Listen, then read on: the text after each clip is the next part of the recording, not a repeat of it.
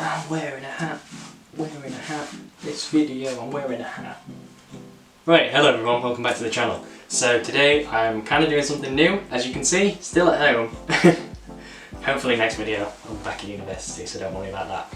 But today is something a little bit different. Today I'm reviewing Black Widow, the 2021 film that came out a couple weeks ago now. I'm hoping everyone has seen it. If you haven't seen it, then don't worry, I won't talk exclusively about spoilers in this video. I'm going to talk about non-spoilers first, then we're going to go into spoiler talk. So, I hope you enjoy, and if you want me to do more movie reviews, there's a lot more MCU things coming out. You know, you have the series, you've got Falcon, Winter Soldier, WandaVision, Loki that will finish now that I could go back and do a retrospective on. Then we've got Eternals, you know, Spider-Man, Doctor Strange, so many things that are coming out. So if you do want to see something, then let me know. I'll be more than happy to do it. So, non-spoiler talk first. Black Widow, a film that should have come out probably, what, 6 years ago? 5 years ago? Yeah, should have come out about 5 years ago, but didn't, and it came out now. It's not a bad thing, it's a good film, and we've finally got it. In my opinion, it's better than Captain Marvel, and I know it's kind of a bit awkward to just compare those two, but they are the only two female-led character superhero films in the MCU, so I might be comparing it to Captain Marvel a little bit more. I'm going to try and compare it to more superhero origin stories like Captain America, Thor, Iron Man, Guardians, everything like that. But as for now, I really enjoyed it. Really enjoyed it.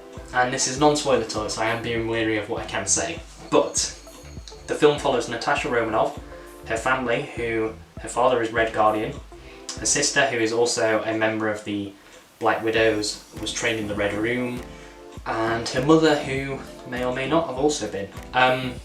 As you can tell from the trailer and everything, you've got Taskmaster. You have Natasha Romanoff going up against Taskmaster. We get introduced more to the Red Room. We get more Black Widows. We get Florence Pugh as a sort of a new Black Widow almost. But it's so great, and this film is set in between the events of Civil War and Infinity War, and it does such a great job of telling you this character story over these, what was it, 3 years or 2 years that she was on the run in between those films.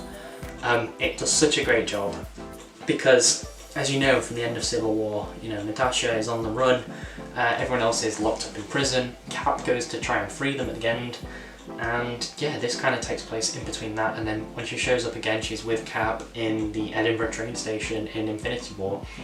So, what did I think of it? Well, I've said I really enjoyed it, and out of 10, I'm going to have to give it 8.5. Such a great character, such a great character-driven story, such a great origin story almost for a character that we've met, you know, back in 2010, whenever Iron Man 2 was, 2009. No, it was 10. But yeah, I really enjoyed it. And to see how far this character's come, you know, from being sort of like a, not for use of a better word, like sex icon thing, object almost in Iron Man 2, something that's just there to be looked at, which looking back is not a great, you know, not a great way to introduce the character, especially a female character. But now for her to have her own film and to be this powerful character that, you know, it's so good, and I'm trying to not talk about things without spoiling it. I will spoil Endgame because that came out 2 years ago, so if you haven't seen that yet, what, the second highest grossing film of all time? It was first for ages, then Avatar took it over again. Natasha dies in Endgame. So that's what I'm saying, this film should have come out about 5 years ago, when she was alive, and we could have enjoyed it more. But it does feel like a bit of a moot point where your character's dead, and then you're doing a solo story for her, you know, a couple of years later. Yes, it takes place before she dies, but like, come on. Just release it a couple of years ago, you know? But yeah, I really enjoyed it as a result of that, and now we're getting into spoiler talk. So the big spoiler is that Natasha's not really dead, and no, I'm joking, of course she is. And if you haven't seen it and you watch that, then come on, go watch the film.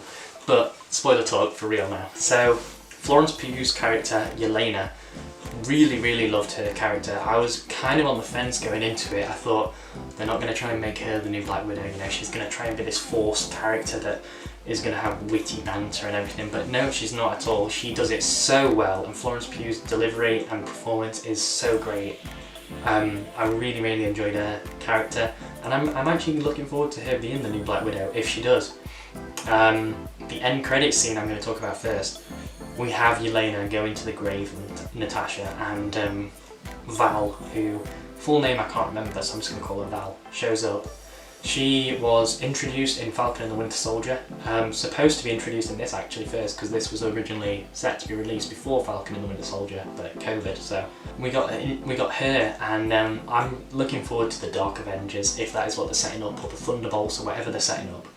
But if we have John Walker as like a evil Captain America, Yelena as sort of like a dark Black Widow, I'm down for that. But this film, I don't get the sense that they're going to do that for Yelena, because she's such a good character in this, and yes, she's an assassin that kills a load of people, but so is Black Widow. I don't know. I'd like to see it, but at the same time, this film hasn't set her character up to do that. I'm looking forward to seeing her in the Hawkeye series though, if she does show up in that. That'd be really cool. I'm really looking forward for that Hawkeye series. I know I'm just really rambling at this point. So what other spoilers do we have? Taskmaster is a woman, and is also Dracov, is that the guy's name? Dracov, Ray Winston's character? Dracov's daughter. Wasn't expecting that going in. No, in the comics it's a guy who has the ability to, you know, mimic whatever he sees, muscle, is it photographic muscle memory or something like that? But in this it seems more that she's like a puppet that he's controlling, you know, she's got the chip in her neck that he controls, and so it seems that that's why she's able to mimic everything. You know, it's not this ability that she has, it's just due to being in control, being a mindless slave. That was interesting. Taskmaster's a character I've not seen anything of other than in the Spider-Man PS4 game and in a couple comics where he showed up, but I'm not a massive fan of his. I haven't, like, obviously don't know his I don't even know his alias, his real name, but I really enjoyed it. I really enjoyed the way that character was shown, the way the story, you know, kind of progressed with that character, and the way Natasha felt awful for trying to kill this little girl when she was trying to get out of the Black Widow agency into S.H.I.E.L.D. and escape Russia. And then, you know, trying to sort of redeem herself by freeing this woman and, you know, getting her out of the clutches of her father. I really enjoyed it. A couple sort of backstory things. We get a bit of a backstory into Budapest, or Budapest, as Natasha calls it. Yeah, really enjoyed that, and as soon as she went into that caravan and they mentioned the safe house Budapest, and then she went to Budapest, I was like, please show us what happened with Clint before Avengers 2012 when they reference it all the time. Please show us. We don't get to see it, but we get more and more references of it, and we get kind of what happened, you know. We see her blow the building up, and that's really all there is to it. But yeah, I really enjoyed that kind of backstory. Another backstory I enjoyed was the Red Guardians.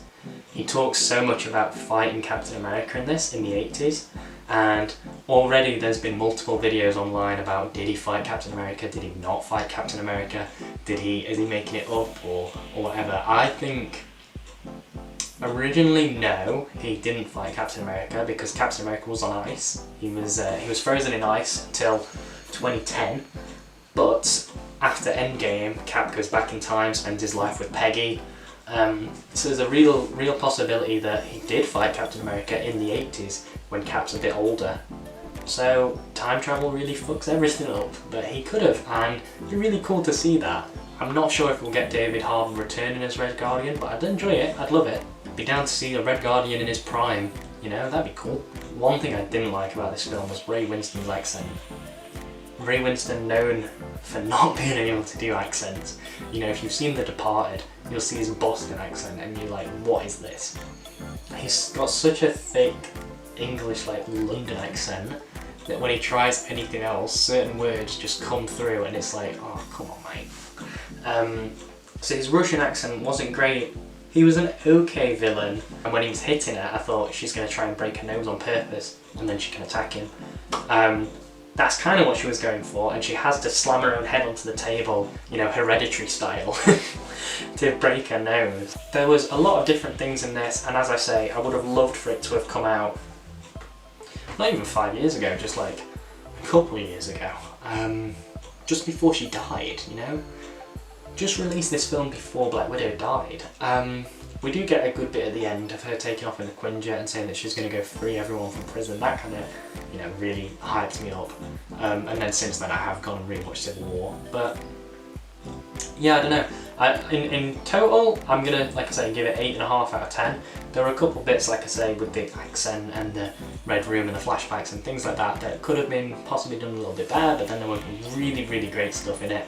The plane scene at the start, oh my god, the plane scene when he's like, when they're taking off from Ohio, and David Harbour's character is shooting the cops and he helps on the wing of the plane. That was incredible. So well done, so good. It was so cool to see that, and that's why I'm kind of hoping we get the David Harbour Red Guardian thing at the start. I really enjoyed his character, really enjoyed all their characters, and I thought the performances by everyone were really great in this film.